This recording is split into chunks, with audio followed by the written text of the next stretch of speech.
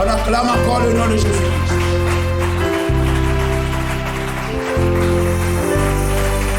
Que le nom du Seigneur soit béni. À Dieu soit la gloire. Je vous salue dans le beau et précieux nom de notre Seigneur Jésus-Christ. Et en ce nom, donnez le shalom à votre frère. Shalom mon frère, shalom.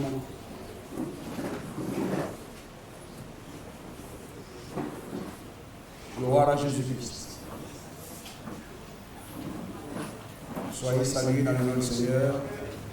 Soyez les bienvenus en ce mot de ce matin. Que la grâce du Seigneur couvre nos vies et couvre ce lieu. Amen. Et que Dieu exauce nos prières. Et que nous soyons heureux d'être ici.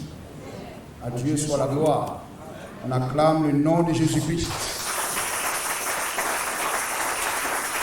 Alléluia. Amen. Et ce matin, alléluia. Amen. Nous allons prendre l'écriture. J'aimerais encore rappeler ce matin, amen, quelque chose que nous savons toujours sur le prophète. Amen. Amen. Parlant du prophète. Gloire à Jésus-Christ. La référence des deux dispensations. La référence des deux dispensations. Amen. Alléluia. Un âge est inclus dans une dispensation. Il y a la dispensation, il y a l'âge et il y a l'église locale. Amen. Gloire à Jésus-Christ. Ce que Dieu a dit pour la dispensation va depuis le commencement de la dispensation jusqu'à la fin. Amen. Et à l'intérieur de cette dispensation, il y a des âges. Il y a des prophètes messagers qui viennent. Et à la suite des prophètes messagers, il y a des Éphésiens 4, des ministères qui sont suscités.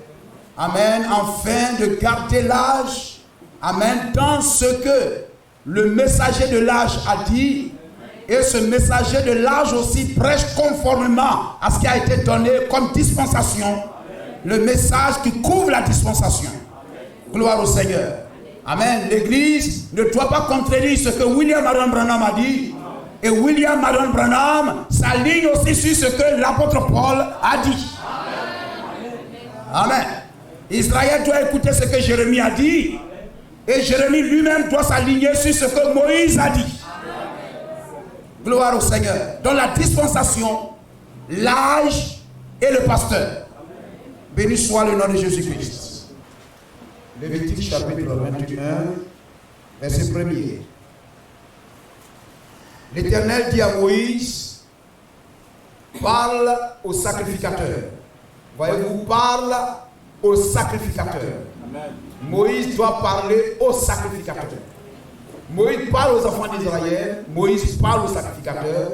C'est Moïse qui a établi les sacrificateurs. C'est-à-dire c'est Moïse qui a établi le sacerdoce de l'Ancien Testament. Amen. L'Éternel dit à Moïse, parle aux sacrificateurs, fils d'Aaron, et tu leur diras, un sacrificateur ne se rendra point impur parmi son peuple pour un mort, excepté pour ses plus proches parents, pour sa maman, pour son papa, pour son fils et pour son frère. Ne vous en faites pas, c'est écrit mère et père chez moi aussi. Voilà. Et aussi pour sa sœur, encore vierge, qui le touche de près lorsqu'elle n'est pas mariée. Dieu est précis dans sa parole. Chef parmi son peuple, il ne se rendra point impur en se profanant. Les sacrificateurs ne se feront point de place chauve sur la tête. Ils ne se raseront point le coin de la barbe. Et ils ne feront point d'incision dans leur chair, les tatouages. Ils seront saints pour leur Dieu et ils ne profaneront pas le nom de leur Dieu, car ils offrent à l'Éternel les sacrifices consumés par le feu, l'aliment de leur Dieu, et ils seront saints. Ils ne prendront point une femme prostituée ou déshonorée. Il est en train de prêcher sur le mariage et le divorce. Ils ne prendront point une femme répudiée par son mari, car ils sont saints pour leur Dieu. Tu regarderas un sacrificateur comme saint, car il offre l'aliment de ton Dieu. C'est-à-dire la parole. Là-bas hier, c'était les sacrifices, le mouton qu'il offre, etc. Il sera saint pour toi, car je suis saint, moi l'Éternel qui vous sanctifie. Si la fille d'un sacrificateur se déshonore en se prostituant, elle déshonore son père. Elle sera brûlée au feu. Amen. C'est-à-dire si on était aujourd'hui sur l'Ancien Testament, amen, si ma fille connaît garçon avant de se marier, on la brûle au feu. Vous comprenez ça? Le sacrificateur qui a la supériorité sur ses frères, sur la tête duquel a été répandue l'huile d'onction et qui a été consacré et revêtu d'un vêtement sacré, ne découvrira point sa tête et ne déchirera point ses vêtements. Il n'ira vers aucun mort, il ne se rendra point impur, ni pour son père, ni pour sa mère. Il ne sortira point du sanctuaire et ne profanera point le sanctuaire de son Dieu, car l'huile d'onction de son Dieu est une couronne pour lui. Je suis l'Éternel. Il prendra pour femme une vierge. Il ne prendra ni une veuve, ni une femme répudiée, ni une femme déshonorée ou prostituée, mais il prendra pour femme une vierge parmi son peuple. C'est la loi du sang. Il ne déshonorera point, amen, sa postérité, amen, parmi son peuple. Car je suis l'Éternel qui le sanctifie. Amen. Béni soit ton Saint-Nom, ô toi l'auteur de la parole. Seigneur, nous sommes tenus à cette parole. Nous sommes tenus de dire ce qui est juste et vrai. Car un jour, oh Dieu, un compte nous sera redemandé. Et Seigneur, si le prédicateur ne dit pas la parole, oh Dieu, il est un meurtrier. Il est un assassin. Parce qu'il tue l'âme de tes enfants. Donc, Seigneur, je m'en tienne à ta parole. Et que chaque jour, l'assemblée devienne meilleure. Et que moi-même, je devienne aussi meilleur. Et que nous soyons une assemblée qui élève à toi un parfum de bonne odeur. Et dont la vie est agréable à toi. Bénis cette assemblée, que ta grâce soit sur ce lieu. Au nom de Jésus-Christ. Amen. Alléluia. Si vous retenez bien ce qu'on a lu dans Lévitique là qui a écrit. Hein? Moïse. Très bien. On va dans Ézéchiel. Ézéchiel chapitre 44. Je leur donnerai la garde de ma maison. Et ils en feront tout le service et tout ce qui doit s'y faire. Mais les sacrificateurs, les Lévites, fils de Sadoc, qui ont fait le service de mon sanctuaire, quand les enfants d'Israël s'égaraient loin de moi, ceux-là s'approcheront de moi pour me servir et se tiendront devant moi pour m'offrir la graisse et le sang, dit le Seigneur l'Éternel. Ils entreront dans mon sanctuaire et ils s'approcheront de ma table pour me servir. Ils seront à mon service. Lorsqu'ils franchiront les portes du parvis intérieur, ils revêtiront des habits de lin. Ils n'auront sur eux rien et qui soit en laine quand ils feront le service aux portes du parvis intérieur. Et dans la maison, Ils auront, des tiares de lin sur la tête et des caleçons de lin sur leurs reins. Ils ne se ceindront au point de manière à exciter la sueur. Lorsqu'ils sortiront pour aller dans le parvis extérieur, vers le peuple, ils ôteront les vêtements avec lesquels ils font le service et les déposeront dans les chambres du sanctuaire, et ils en mettront d'autres, afin de ne pas sanctifier le peuple par leurs vêtements. Ils ne se raseront pas la tête et ne laisseront pas croître non plus leurs cheveux, mais ils devront couper leur chevelure.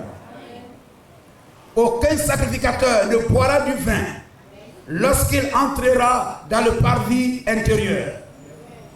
Ils ne prendront pour femme ni une veuve, ni une femme répudiée, mais ils prendront des vierges de la race de la maison d'Israël. Ils pourront aussi prendre la veuve d'un sacrificateur. Ils enseigneront à mon peuple à distinguer ce qui est saint de ce qui est profane. Ils lui feront connaître la différence entre ce qui est impur de ce qui est pur. Ils seront juges dans les contestations et ils jugeront d'après mes lois. Ils observeront aussi mes lois et mes ordonnances dans toutes mes fêtes, et ils sanctifieront mes sabbats. Un sacrificateur n'ira pas vers un mort de peur de se rendre impur. Il ne pourra se rendre impur que pour un père, pour une mère, pour un fils, pour une fille, pour un frère ou pour une sœur qui n'était pas mariée. On se retrouve un peu dans ce qu'on a vu là-bas, n'est-ce pas? C'est juste ce que je voulais vous faire voir. Après sa purification, on lui comptera 7 jours. Le jour où il entrera dans le sanctuaire, dans le parvis intérieur, pour faire le service dans le sanctuaire, il offrira son sacrifice d'expiation, dit le Seigneur et l'Éternel. Voici l'héritage qu'ils auront. C'est moi qui sera leur héritage. Vous ne leur donnerez point de possession en Israël, je serai leur possession. Alléluia. Ils se nourriront des offrandes et des sacrifices d'expiation et de culpabilité, et tout ce qui sera dévoué par interdit en Israël sera pour eux.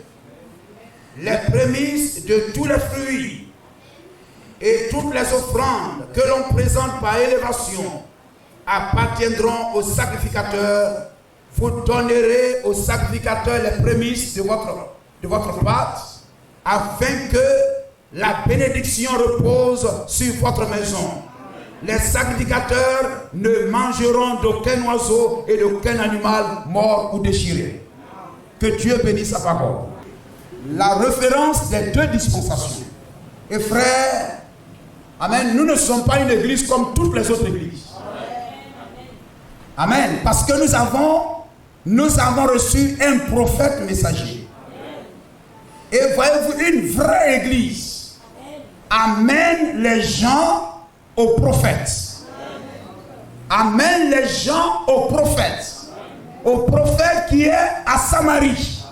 Le prophète qui est à Laodicée. Afin que les gens soient guéris de leur lèpre. Une vraie église. La voix d'une vraie église. Et cette voix est portée par le pasteur. Cette voix est portée par chaque membre de l'église. La voix du pasteur doit amener les gens, amen, vers le prophète qui est à Laodicée, qui est à Kentucky, qui est à Jeffersonville, qui est à Samarie, afin que ceux qui ont la lèpre, et la lèpre, c'est typifie quoi? Le péché. Afin que celui qui est frappé par le péché, et nous savons que tout le monde a péché, ces personnes soient guéries de leur péché. Donc un chrétien, aucun homme ne peut être guéri de sa lèpre à moins qu'il aille vers le prophète. Et pas vers n'importe quel prophète, mais le prophète qui est à Samarie, le prophète qui est à Laodicée. C'est lui qui nous guérira de la lèpre. Gloire à Jésus-Christ. Et nous avons lu ici, frère, on peut prendre Daniel chapitre 9, verset 11. Nous avons lu le prophète, on a lu ce que Dieu a dit à Moïse et ce que Ézéchiel a dit. Et nous voyons que Ézéchiel fait référence à ce que Moïse a dit dans son âge. Or, voyez-vous, Ézéchiel prophétisait, amen, près du fleuve Kébar, ayant les pieds au pays des nations. Vous comprenez cela? Daniel prophétisait, étant à Babylone, les pieds sur une terre étrangère. Ézéchiel aussi prophétisait, étant sur une terre étrangère. Cela montre quoi? Nous le voyons ici ramener ce que Moïse a dit. Ramener Israël en son temps sur le fondement de l'église juive. Amen, de l'église. Amen, sur le fondement posé par Moïse. Gloire à Jésus-Christ. Béni soit le nom du Seigneur. Cela montre que depuis Moïse, l'église a voyagé. Depuis Moïse, nous lisons Ézéchiel. Mais depuis Moïse, il y a eu Moïse, Josué, il y a eu ces grands juges. Amen. Il y a eu Samuel, les prophètes Nathan, les prophètes Élie, il y a eu Élisée, il y a eu Michée, le prophète Jéhu, le prophète. Amen. Il y a eu ces prophètes, Esaïe, tout ça jusqu'à Jérémie. Maintenant, de Daniel jusqu'à Ézéchiel. Gloire au Seigneur. C'était des prophètes messagers. Amen. Et il y a une portion de la parole destinée à chaque âge, à chaque génération. Mais cette portion de la parole doit bien s'incruster, doit bien s'aligner, ne doit pas contredire, amen, le fondement qui a été posé par Moïse. Gloire à Jésus-Christ. Béni soit le nom du Seigneur. Donc toutes ces personnes sont venues. Mais regardez jusque-là. Dieu ne pouvait pas donner une parole contraire. Une parole qui contredit ce que Moïse a dit. Daniel 9, 11. Tout Israël a transgressé ta loi. Et lorsque nous lisons même depuis là-bas et tout ça, au jour de Josaphat, au jour de Gédéon, amen, lorsqu'ils s'éloignent de la parole, Dieu laisse, amen, la malédiction les frapper. Amen, Dieu laisse les problèmes venir sur eux. Lorsqu'ils crient à Dieu, Dieu les amène un prophète. L'église de Dieu est l'église des prophètes. Gloire au Seigneur. Apocalypse 22 dit, il est le Dieu des esprits des prophètes. Et l'église de Jésus-Christ est l'église des prophètes. Amen. Alléluia. Il dit, oh, je vous ai fait sortir du pays d'Égypte. Après des centaines et des centaines d'années. C'est-à-dire ceux qui ont vécu l'Égypte, qui ont traversé la mer morte. Et tout ça, ils sont morts. Vous comprenez? Mais Dieu dit, je vous ai fait sortir du pays d'Égypte. Tout Israël a transgressé ta loi. Quelle loi? La loi de Moïse. Et s'est détourné pour ne pas écouter ta voix. Alors se sont répandues sur nous les malédictions et les imprécations qui sont écrites dans la loi de Moïse.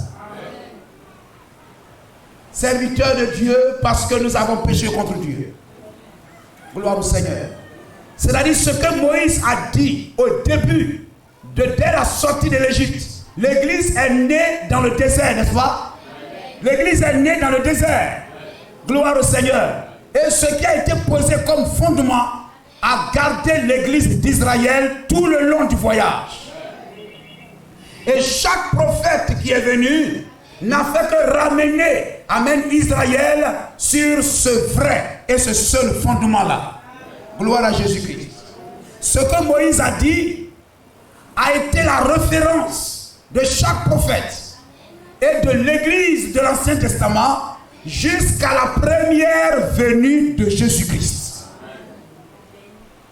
Amen. Depuis la sortie du désert jusqu'à la première venue de Jésus-Christ, on peut même aller jusqu'à la croix.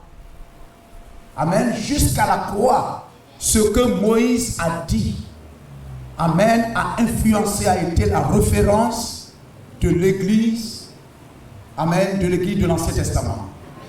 Regardez, même lorsque Jésus, amen, faisait même un miracle sur quelqu'un, il lui disait même, va et fais ce que Moïse a écrit.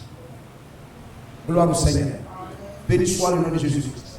Ainsi, voyez-vous, par exemple, Moïse a dit, si tu n'es pas un homme, tu ne peux pas être sacrificateur. Que tu veilles, que tu ne veilles pas, tu veux ou tu ne veux pas, tu dois t'aligner sur ça. Gloire au Seigneur. On ne demandera pas notre avis, on ne demandera pas l'avis de quelqu'un. Dieu l'a dit, Moïse l'a écrit, il n'y a pas d'autre parole écrite que ce qu'il a dit. Amen. Tout vrai enfant de Dieu s'alignera sur ça. Béni soit le nom du Seigneur. Tu n'es pas un homme, tu ne peux pas être sacrificateur. Même si tu es né fils d'Aaron, gloire au Seigneur, tu es né fils d'Aaron, de la tribu noble, de la famille noble même des Kéatites. Parce que ce sont les Kéatites qui portaient l'arche. Amen. C'est-à-dire le saint des saints était sur leur épaule. Ils étaient comme les chérubins terrestres. Parce que ce sont les chérubins qui portent la gloire de Dieu. Mais et puis il y avait combien? Il y avait 4 chérubins, 4 êtres vivants. Et sur la terre, pendant le voyage terrestre dans le désert, il y avait 4 Kéatites qui portaient l'arche de Dieu sur leurs épaules. Amen. Comme quand Dieu voyage sur les ailes du vent, sur les ailes de chérubin, il porte cela comme Ézéchiel l'a montré. Gloire au Seigneur. Hein? Amen. Les roues, au-dessus des roues, amen, il y a les 4 chérubins. Au-dessus des chérubins, il y a un trône. Au-dessus du trône, un homme était assis. Pas 3 hommes étaient assis, mais un homme était assis. Gloire à Jésus-Christ. Amen. Mais tu peux naître Kéatite. Tu peux naître étant un homme. Mais si tu as un défaut corporel, tu es éliminé. Tu dis Amen. Regardez, lorsque ils sont à la captivité et que par Esdras et Néhémie, ils sont revenus. Esdras devait ramener l'adoration. Et Néhémie était gouverneur comme le préfet, comme roi. Esdras devait ramener le peuple. Il n'a ramené pas ce que Moïse a dit. Gloire à Jésus-Christ. Béni soit le nom du Seigneur. Et lorsque on rétablissait les fonctions dans l'église, on demandait à chacun de donner sa généalogie. Il descend de qui et de qui. La Bible même nous montre, Matthieu chapitre 3. Jésus, fils de David, fils d'Isaïe, fils de ceci, de Boaz, de Salomon, de Judas, de Salomon, de ceci, de cela, de ceci, de cela. Pourquoi nous aussi, frères, vous devez connaître ça là par cœur. Gloire au Seigneur. William Branham, avant, il y avait Wesley, avant il y avait Luther, avant il y avait Colomban, avant il y avait quoi, etc. Martin, Irénée, Paul, Jésus-Christ. Et votre lignée aussi. Alors ceux qui ne pouvaient pas donner leur de quelle famille, je suis lévite, oui, mais de quelle famille? S'ils n'étaient pas capables de dire de quelle famille ils sont issus, ils étaient exclus. Que tu sois d'accord, que tu ne sois pas d'accord, c'est la parole de Dieu et elle s'applique. Béni soit le nom du Seigneur. Gloire à Jésus-Christ. Ainsi, si tu es né, mon papa était sacrificateur, mon grand-père Sadok était mon grand-père. Oui, on sait ça. Mais si tu as un défaut corporel, Lévitique 21, on peut lire encore. Prenons, on va lire. Si tu as un défaut corporel, béni soit le nom de Jésus-Christ. Amen. Tu peux être enfant du pasteur, garçon ou femme. Il y a des choses que les garçons dans l'église peuvent faire. Mais si tu as un défaut corporel, aujourd'hui le défaut corporel c'est la vie commune. Si tu mènes une mauvaise vie, tu ne feras pas ce qu'une femme doit faire dans l'église. Tu es enfant du pasteur, tu es enfant du diacre. Mais si tu n'as pas une bonne vie, tu es éliminé de ce qu'un frère doit faire dans l'église. Parle à Aaron et dit, verset 17, non? Tout homme de la race et parmi tes descendants qui aura un défaut corporel. Là-bas c'était dans le naturel, mais aujourd'hui c'est dans le spirituel. Amen. Parmi qui a un défaut corporel ne s'approchera point pour offrir l'aliment de son Dieu. Tu ne prêcheras pas. Aujourd'hui, tu ne prêcheras pas. Mais hier, tu es né enfant de sacrificateur et tout, tu dois être sacrificateur. Mais si tu as un défaut corporel, tu ne peux pas être sacrificateur. Vous comprenez? Gloire au Seigneur. Verset 18, on va jusqu'au verset 23. Tout homme qui aura un défaut corporel ne pourra s'approcher. Un homme aveugle, tu ne vois pas. Aujourd'hui, tu es aveugle, tu peux prêcher. Mais aujourd'hui, hier c'était aveugle, physique. Mais aujourd'hui, aveugle, ça veut dire quoi? Tu comprends rien.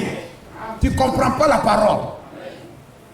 Tu ne peux pas lire entre les lignes, tu ne comprends pas les Écritures. Et puis tu veux prêcher. Amen. Gloire à Jésus-Christ. Amen. Il faut pouvoir voir. Voir, ça veut dire comprendre. Avoir la révélation de ce que Dieu a déposé derrière ces versets. Sinon, tu as un défaut corporel. Un homme aveugle, boiteux. Vous tous savez, vous ramenez ça sur le plan spirituel aujourd'hui, vous comprenez ce que c'est. Boiteux, ayant le nez, etc. et tout ça, camus, et un membre trop allongé. Un homme ayant une fracture au pied ou à la main. Un homme bossu ou grêle, ayant une tache à l'œil. Ça, c'est très important. La gale, une date. Regardez, quelquefois aujourd'hui, non pas, non. Pourquoi le pasteur il prêche dur? Ou bien il prêche, pourquoi c'est dur comme ça? Regardez les trucs comme ça. Regardez les choses comme ça. Tu es né enfant de sacrificateur. Tu es disposé à devenir sacrificateur. À être un pasteur dans le temple de Dieu. Mais regardez ces choses-là, si tu les as, tu es éliminé. Comment ça? Ça se trouve. Et ça, là, certainement, tu vas trouver des églises en ce temps-là qui vous diront non, c'est pas grave. Oh, écoutez, il faut écouter ce qu'il prêche là, il ne faut pas regarder son corps. Bon, écoutez, porter des habits pour cacher ça pour ne pas qu'on voit. Non. Mais si tu as ce défaut corporel, tu es éliminé. L'habit que tu mets sur toi ne peut pas cacher ça. Gloire au Seigneur. Tache à l'œil, d'acte ou des testicules écrasés. C'est-à-dire que tu n'as pas de sémence. C'est pas ça? C'est un homme qui n'a pas de sémence, non? Parce que tu n'as pas de sémence, tu ne peux pas prêcher. Est-ce que la femme a une sémence? Donc elle est éliminée. C'est-à-dire qu'elle est née avec un défaut corporel en même temps. Donc la femme ne peut pas être sacrificateur. Est-ce que vous comprenez, frère? Un homme qui a les testicules écrasés, il rejoint la femme. Donc la femme, elle est née même éliminée. Amen. Elle ne peut pas être sacrificateur. Tout homme de la race du sacrificateur Aaron qui aura un défaut corporel ne s'approchera point pour offrir à l'Éternel les sacrifices consumés par le feu. Il a un défaut corporel. Il ne s'approchera point pour offrir l'aliment de son Dieu. Il pourra manger l'aliment de son Dieu, des choses très saintes et des choses saintes, mais il n'ira point vers le voile, il ne s'approchera point de l'autel, car il a un défaut corporel. Il ne profanera point mes sanctuaires, car je suis l'Éternel qui les sanctifie. Amen. Et ce que Moïse a dit là est resté valable. Aucun prophète messager qui est venu n'a remis cela en cause. Tu n'es pas un homme, tu ne peux pas être sacrificateur. Tu n'es pas de la tribu, de la famille des Kéatites, tu ne peux pas porter l'arche de Dieu sur ton épaule. Tu as beau avoir des épaules bien larges, mais tu es éliminé. Gloire à Jésus-Christ. Et l'arche de Dieu ne doit pas être portée par des charrettes. C'est exactement ce que les gens font aujourd'hui dans les funérailles. Hier, on portait les cercueils sur l'épaule. 4 personnes portaient ça sur les épaules. Mais aujourd'hui, on met ça dans la charrette. Et puis, on tire ça pour aller. C'est ce que David avait fait. L'arche de Dieu devait être portée sur l'épaule. Et puis lui, il a pris ça. Il a pris un charrette là. On dit, oh, ça là, comme c'est le président, on va en tirer. On doit chercher charrette neuf. Dieu, lui, il est assis là-bas, il nous regarde. Gloire au Seigneur. Si vous voulez construire une nouvelle église climatisée, c'est pas ça qui importe.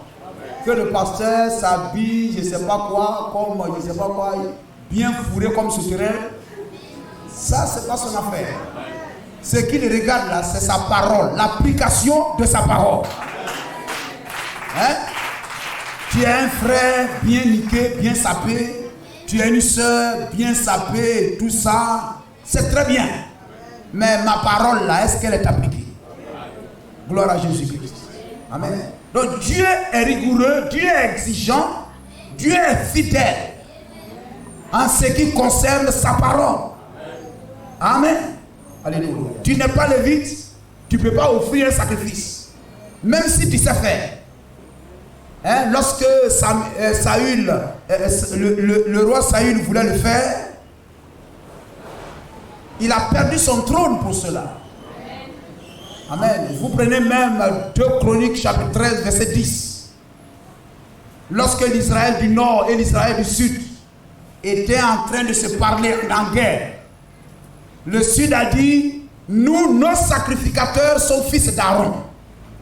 Mais vous, vos sacrificateurs ont des défauts corporels.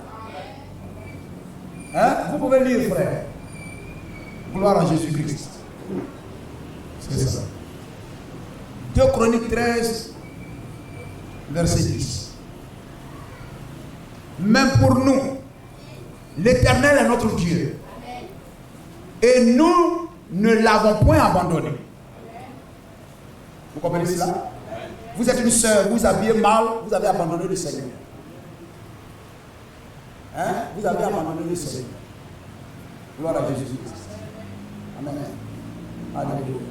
J'étais en train d'expliquer, amen, à une jeune femme dans la semaine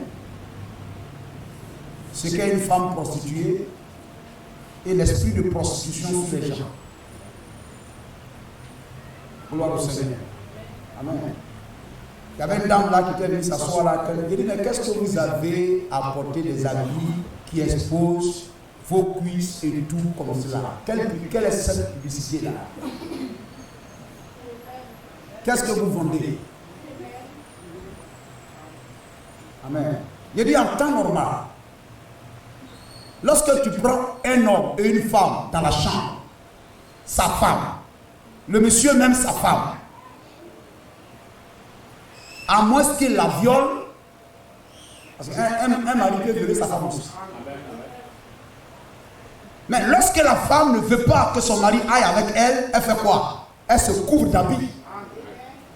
Elle va porter habits d'une la main pour se coucher. Ta seule manière d'enlever, c'est de prendre un couteau et puis tic, déchirer. Ou bien peut-être elle va aller se ramasser, guide et puis porter, boum, et puis elle se couche. Elle a bien tout complet. Tout est couvert bien. Mais pourquoi? Parce qu'elle ne veut pas que son mari la touche. Mais tu ne veux pas que ton mari te touche, et puis pendant ce temps tu es là, tu enlèves tes habits. Tu enlèves habits. Tu enlèves habits. Tu enlèves habits. Donc quand tu ne veux pas que l'homme vienne avec toi, tu te couvres d'habits. Mais si tu veux qu'il vienne vers toi, tu enlèves tes habits. Donc une femme au dehors, une fille au dehors, qui enlève ses habits devant les gens, veut que les gens couchent avec elle. C'est un esprit de prostitution.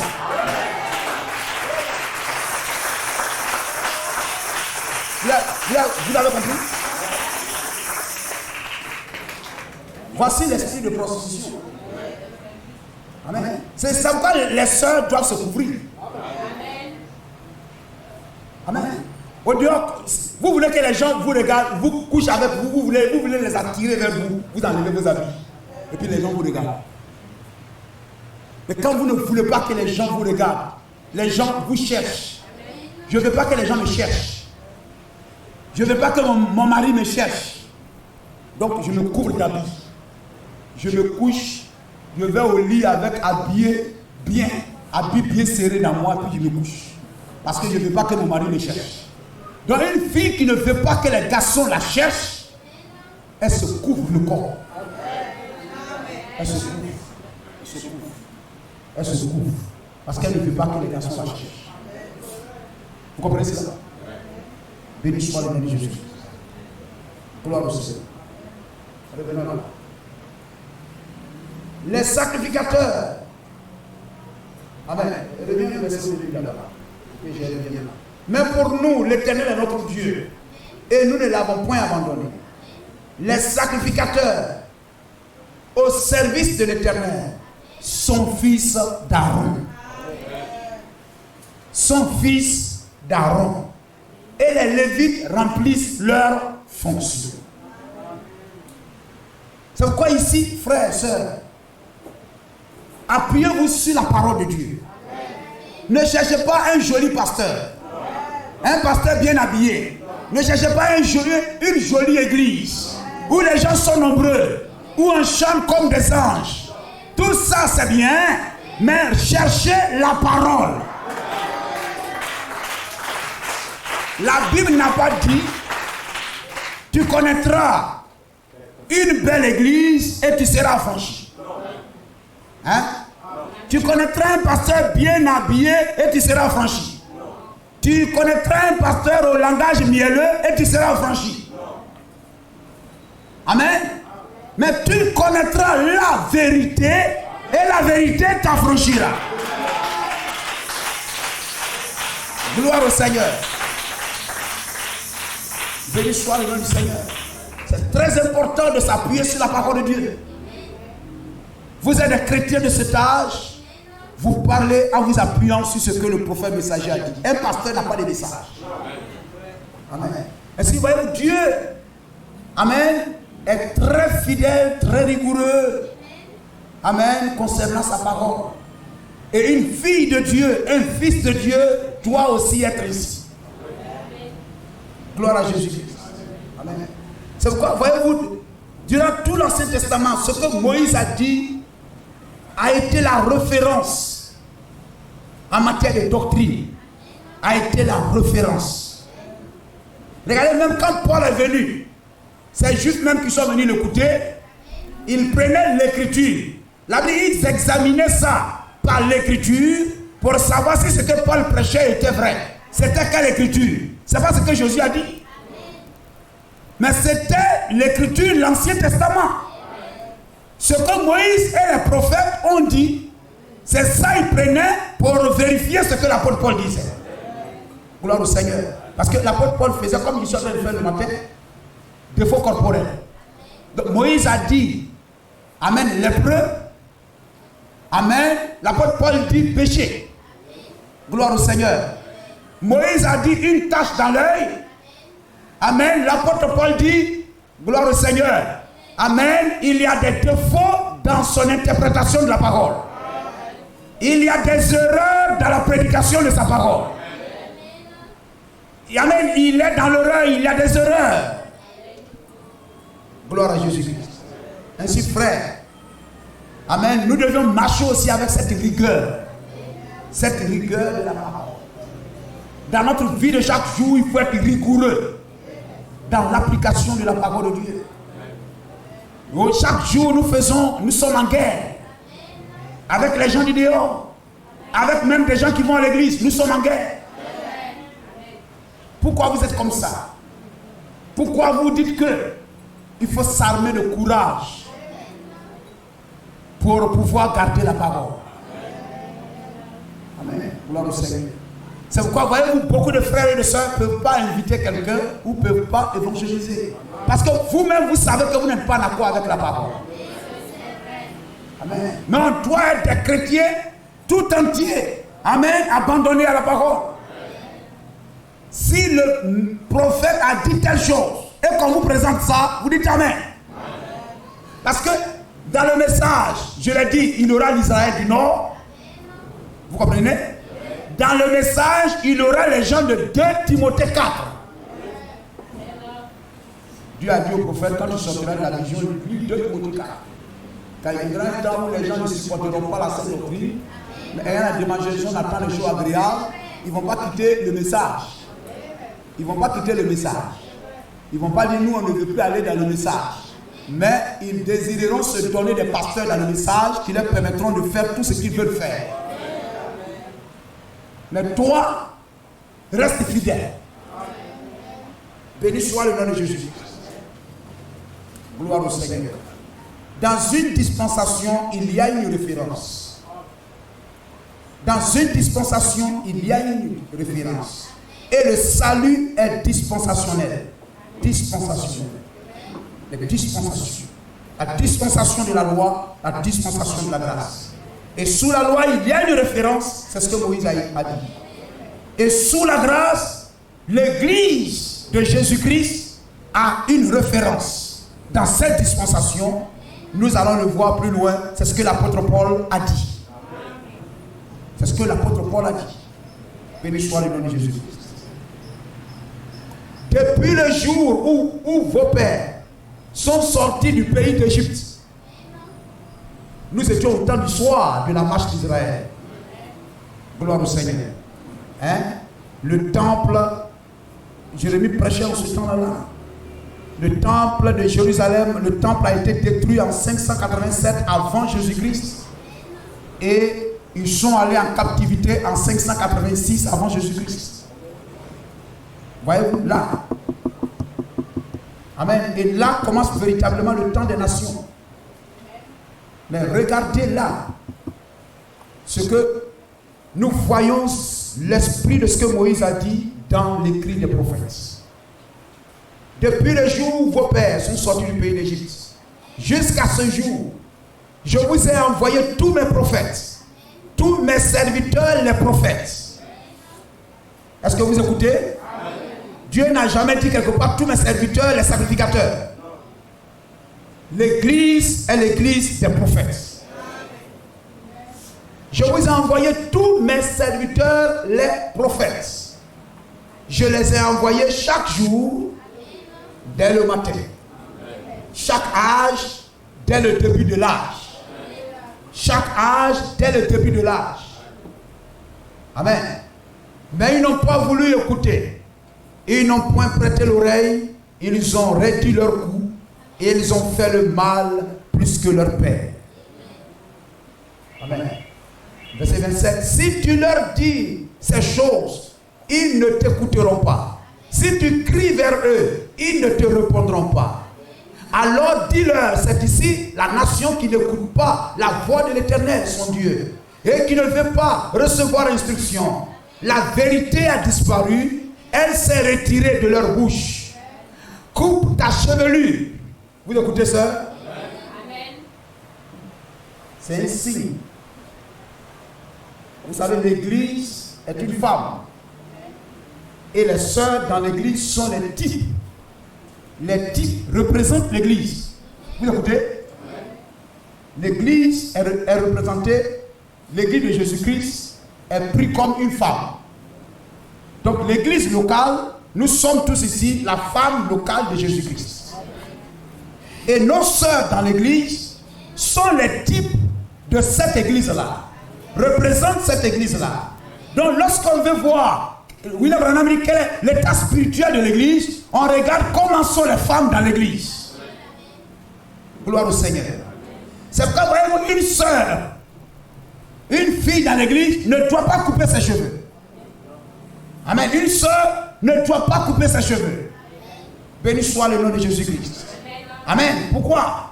Parce que, amen, la Bible dit c'est une gloire, 1 Corinthiens 11. C'est une gloire pour la femme de porter une longue chevelure. La chevelure lui a été donnée pour lui servir de voile. Alors, lorsque tu coupes tes cheveux, amen, comme Samson, ta gloire est partie. Donc, quand une soeur coupe ses cheveux, c'est comme c'est l'église qui rejette sa gloire. Cette soeur rejette sa gloire. Et nous, quelqu'un ne peut pas me dire que les mèches font grandir les cheveux. Les défrissages font grandir les cheveux. Ça le coupe. J'aime à le dire, ça donne cheveux de souris. Ça donne poil de souris sur la tête. Une femme qui a l'habitude de se défriser, de mettre mèche, ces vrais cheveux là, quand tu vois, c'est faux comme ça. Les cheveux meurent. Les cheveux meurent, perdent leur valeur. On doit offrir nos cheveux à Dieu. Amen. Vous avez vu les documentaires où en Inde, les adorateurs de ces faux dieux, les femmes vont et puis sacrifient leur tête, on coupe leurs cheveux, et puis on prend ça avec les démons. Avec les démons. Vous savez, dans nos villages, là, quand une personne mourait dans l'eau, on enterrait la personne au bord de l'eau. Et puis on prenait ses ongles, ses cheveux et tout ça. Et puis on venait au village avec ça, pour faire les funérailles au village. Et ces femmes là-bas, les Indiens, lorsqu'elles offrent ses cheveux, les Européens, allez sur Internet, vous allez voir, achètent des tonnes et des tonnes, on dirait coton. Ça remplit même des hangars comme ça. Et des bateaux transportent, ça rentre dans les usines. Moi, mes mèches là, c'est 50 000. Quel pasteur qui va me faire abandonner ça? Je vais quitter l'église. Il faut quitter l'église. Amen. Et on transporte ça. Vous savez ça? On transporte ça, on met ça dans les usines, matière première. Des cheveux offrande aux démons. Coupe ta chevelure et jette-la au loin. Monte sur les hauteurs et prononce une complainte. Car l'Éternel rejette et repousse la génération qui a provoqué sa fureur. C'est très important, frère. Amen. Et chaque frère, chaque soeur dans l'église doit soutenir l'église en disant Amen à la parole. En disant oui, c'est la vérité. Et quand c'est la parole, il faut s'aligner derrière la parole. Quand bien même c'est dur et c'est difficile. Nous sommes d'accord? Gloire à Jésus-Christ. Amen. Alléluia. Et voyez-vous, amen, ce qui a été établi, voyez-vous, à garder Israël et rester fidèle au prophète. Parce que le prophète, il est le représentant de Dieu, il reflète Dieu sur la terre. Amen. Alléluia. Lorsque Jésus est venu, il y a eu de grands sacrificateurs dans l'Ancien Testament. Vous comprenez? Il y a eu de grands sacrificateurs, des sacrificateurs de renom. Mais Jésus faisait toujours référence au prophète. Toujours référence au prophète. Amen. Lorsque vous regardez dans l'Ancien Testament, il y a eu des sacrificateurs comme moi. Quel grand sacrificateur vous connaissez? Hein? Il y a eu Sadoc. Il y a eu Aaron. Il y a eu Sadoc. Il y a eu Azaria. Il y a eu Amaria. Il y a eu Jéhojada. Hein? Il y avait Josué, fils de Josadak. Zacharie 3. Amen. Tous ces sacrificateurs-là. Alléluia. Ils ont marqué leur temps. Ilkidja, Seraja. Ils ont marqué leur temps. Sadoc et tout ça. Mais voyez-vous, Jésus a dit, il faut que ce que Moïse et les prophètes ont dit. Lorsque dans Luc 16, voyez-vous l'échange entre, voyez-vous, Abraham et l'homme riche, au-delà de cette vie. Les témoins de Jéhovah croient que quand on meurt, c'est fini. Mais Luc 16 devait quand même dire quelque chose. Mais quelquefois, quand les gens sont bornés par quelque chose, même la vérité qui vous regarde droit dans les yeux, ils vont discuter. Alléluia. Dieu a gardé ce qu'il a donné à Moïse. Dieu a gardé cela durant tout le voyage de la sortie de l'Égypte jusqu'à Jésus-Christ. Dieu a gardé ce fondement à travers les prophètes qui sont venus. Est-ce que vous m'écoutez? Amen. Ce qu'il a donné à Moïse comme fondement de l'Église de l'Ancien Testament, Dieu a gardé ce fondement, a veillé sur ce fondement à travers les prophètes messagers qui sont venus après Moïse jusqu'à Jésus-Christ. Amen. Dieu a gardé ce fondement, Dieu a gardé cette loi à travers les prophètes. Gloire au Seigneur. Dieu a gardé cela. Et voyez-vous, c'est par un prophète que Dieu garde son peuple. Osée 12:14. Amen. Lorsque, amen, un enfant de Dieu veut consulter Dieu, veut avoir l'avis de Dieu, il faut toujours aller vers le prophète qui est à Samarie. Gloire au Seigneur. Il faut aller toujours au prophète. Se tourner vers le prophète. Gloire au Seigneur. Et voyez-vous, c'est cela. Garder le peuple dans la parole, cela signifie garder le peuple par un prophète. Le prophète est la parole. Amen. Alléluia. Et garder, amen, le peuple, amen, Dieu garde son peuple par un prophète. Le système d'Élie est un sacrificateur au lieu des prophètes. Le prophète est la parole. Le sacrificateur est l'Église. Vous comprenez cela? L'Église n'a pas la parole. La parole de l'Église, c'est le prophète. Donc si l'Église ne regarde pas au prophète, l'Église n'a pas la parole. William Branham n'a jamais été polygame. N'allez pas dire que je crois à la polygamie. Mais n'allez pas dire à qui cela est adressé, aux prédicateurs. C'est les prédicateurs qui doivent dire cela. Mais si le prédicateur lui-même veut être polygame, il va fouiller dans le pays. Est-ce qu'il n'y a pas un coin qui peut justifier ma polygamie? Mais cependant, on veut rester dans le message. Gloire à Jésus-Christ. Béni soit le Seigneur. Dans l'enlèvement, le 12e mois 65, un prophète est très important. Gloire au Seigneur. Alléluia. Une vraie église, un vrai pasteur doit s'effacer doit se taire et laisser le peuple lire et voir ce que le prophète a dit. Amen. Maintenant, si une prophétie est donnée, 2 ou 3 témoins doivent s'asseoir et juger si cela est vrai ou faux, avant que l'Église puisse la recevoir. Mais nul ne le faisait pour un prophète, parce qu'il était absolument la parole de Dieu. Il était cette parole dans son jour. Dieu se reflétait. Béni soit le nom de Jésus-Christ. Frère, il nous faut trouver un prophète. Il nous faut avoir les yeux fixés sur un prophète. Le vrai chrétien s'appuie sur ce qu'a dit le prophète. L'église que Dieu a établie dans le désert, l'église est née dans le désert par la parole fondement de Moïse. Et ce fondement est demeuré sans être ébranlé. À chaque fois qu'Israël a ébranlé ce fondement posé par Moïse, le peuple a eu des problèmes avec Dieu. Il a envoyé à chaque fois des prophètes pour ramener le peuple sur ce fondement posé par Moïse. Jusqu'à ce que Jésus-Christ vienne. Béni soit le nom de Jésus-Christ. Et c'est la même chose dans l'âge de la grâce. Dans l'âge de la grâce. Il a pris Paul.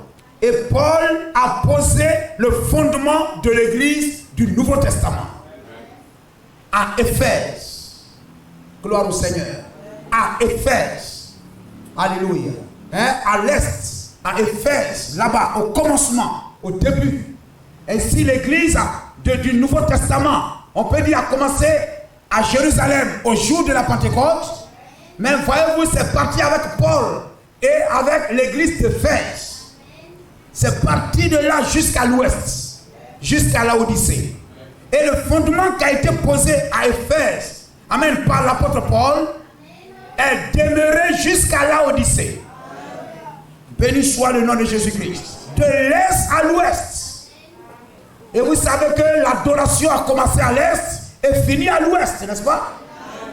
Amen. Lorsque vous prenez le tabernacle, l'entrée est ici, le lieu saint, le lieu très saint, le lieu saint et puis le parvis.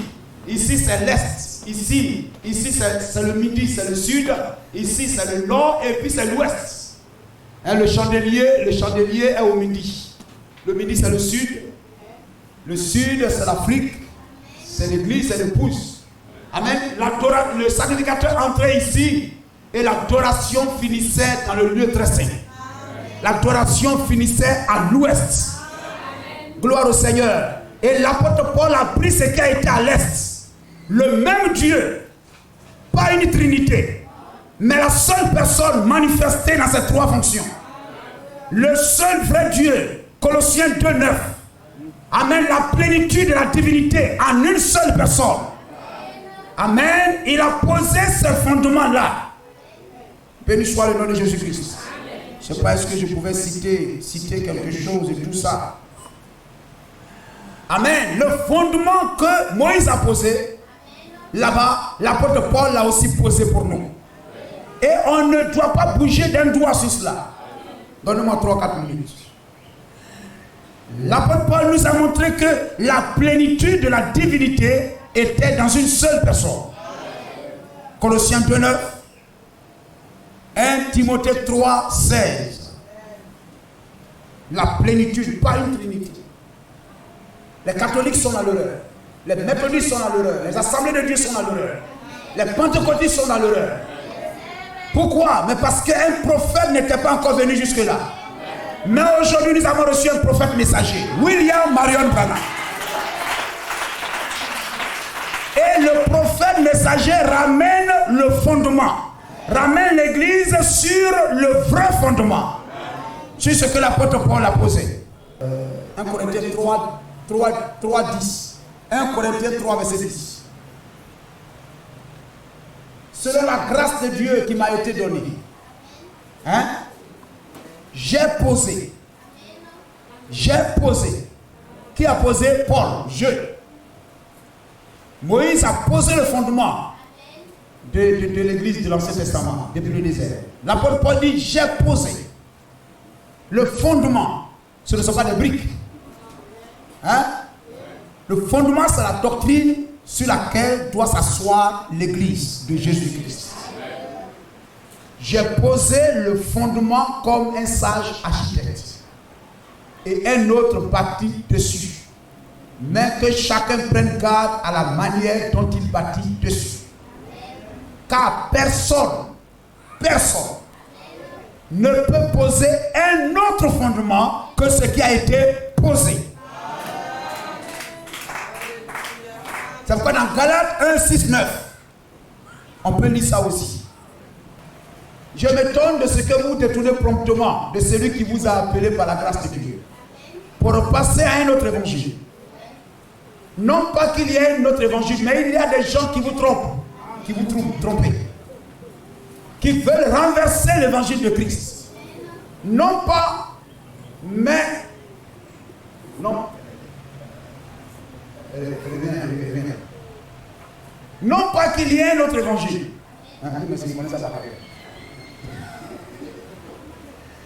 Mais il y a des gens qui vous troublent et qui veulent renverser l'évangile de Christ. Oui, c'est cela. J'avais déjà dit cela. Merci. Mais quand nous-mêmes, quand un ange du ciel annoncerait un autre évangile, que celui que nous vous avons prêché, qu'il soit maudit, c'est-à-dire anathème. Gloire au Seigneur. Donc, voyez-vous, chaque prophète, messager, réformateur qui venait était le reflet de ce qui a été posé au commencement. Et tout homme qui désobéissait au messager de son âge, désobéissait automatiquement au fondement. Il est maudit. C'est fort de le dire. Mais aujourd'hui, il y a une malédiction sur tout homme qui rejette le message de l'heure. Le message de William Branham. Béni soit le nom de Jésus-Christ. Si nous prenons Philippiens 4, 9, ce que vous avez appris, qui parle? C'est quoi? Ce que vous avez appris, reçu, entendu de moi, ce que vous avez vu en moi, pratiquez-le. Et le Dieu de paix sera avec vous. Donc si Paul, comme Moïse hier, si Paul a dit que la plénitude de la divinité habita corporellement dans une seule personne, Dieu n'est pas une trinité. Dieu est une seule personne. Amen. Jésus-Christ est le seul vrai Dieu. Amen. Il est le Jéhovah de l'Ancien Testament.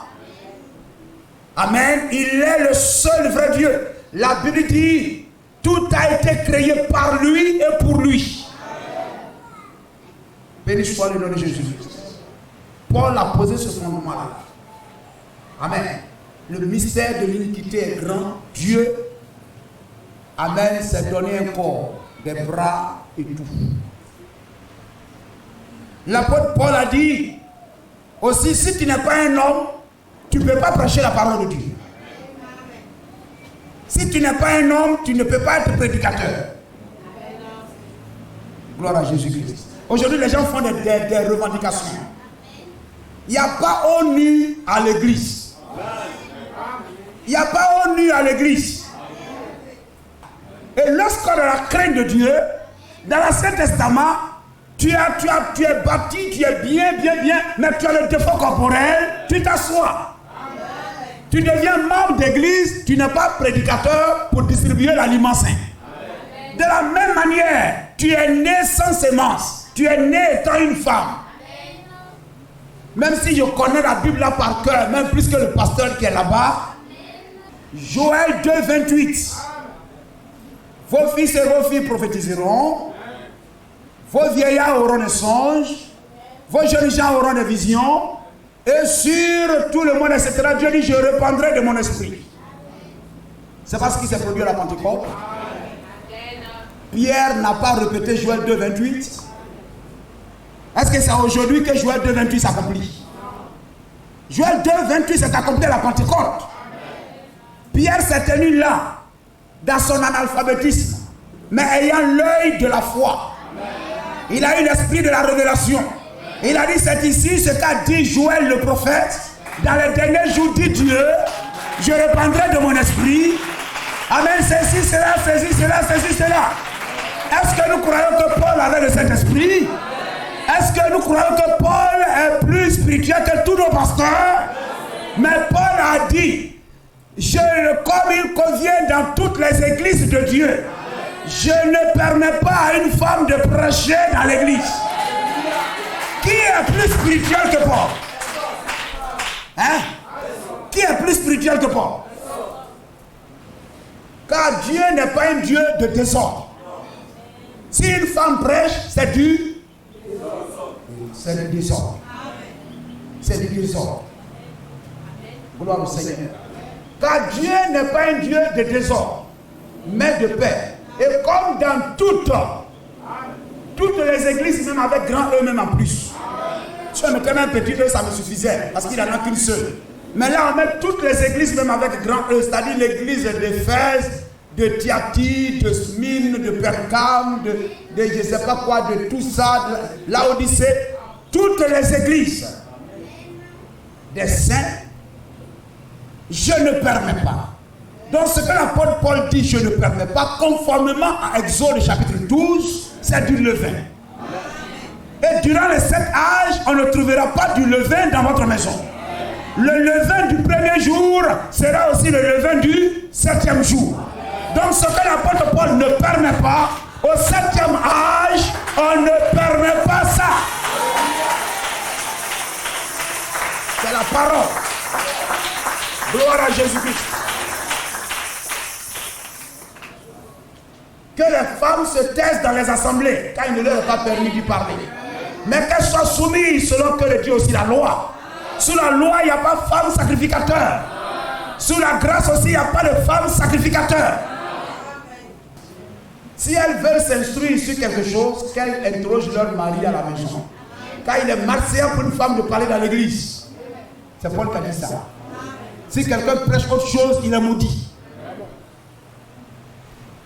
Est-ce que chez vous que la parole de Dieu est sortie? Très sévère. Très sévère.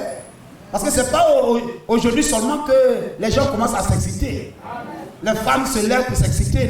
On les voit partout. Amen, etc. Les filles de Jézabel. Vous les voyez des ongles de crapaud, de je ne sais pas quoi, d'aigle, tout ça. Tenant les micros. On va prêcher aussi. On va prêcher aussi. Pourquoi nous on ne peut pas prêcher? Mes frères, au jugement, on sera comme les... On va vous quitter la mercredi, partir de la soirée au tribunal, pour regarder les choses. On va voir des choses. On va voir des choses. Gloire au Seigneur. Moi, je m'en vais dans l'église où une femme prêche aussi. Pour que nous aussi, on doit prêcher. Et puis des femmes sont les supporters, des femmes prédicateurs, des pièces avant. Comme il y a les gens qui sont là, moi je suis baoulé, je suis pasteur baoulé. Là, on va chanter en baoulé. Ça, c'est pas chrétien. C'est pas la parole. Est-ce de chez vous que la parole de Dieu est sortie, ou est-ce à vous seulement qu'elle n'est pas venue? Si quelqu'un croit être prophète ou inspiré, hein, qu'il reconnaisse que ce que je vous ai écrit est un commandement du Seigneur.